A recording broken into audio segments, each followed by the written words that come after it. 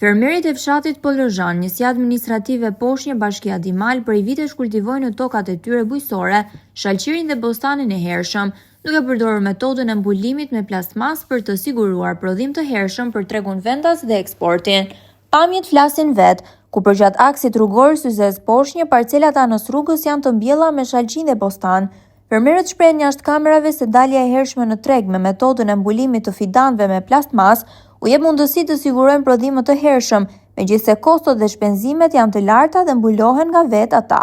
Një pjesë e fermerëve tregtojnë prodhimet e tyre përgjatë aksit rrugor Syzes Berat, ku shumë drejtues mjetesh ndalojnë për të blerë shalqin direkt nga parcelat bujqësore.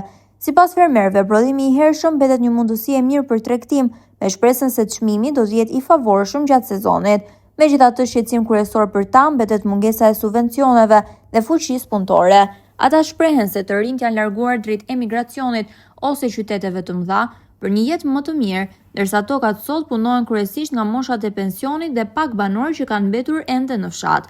Fermerët kërkojnë më shumë mbështetje nga institucionet për sektorin e bujqësisë, sidomos për uljen e kostove të prodhimit dhe sigurimin e tregut për shitjen e produkteve. Sipas tyre, puna në bujqësi është bërë gjithnjë më e vështirë për shkak të rritjes së çmimeve të plerave kimike, naftës dhe materialeve plastike. Pavarësisht vështirësive, ata vjojnë të punojnë tokat me shpresën për një sezon të mbarë dhe fitimeve më të mira.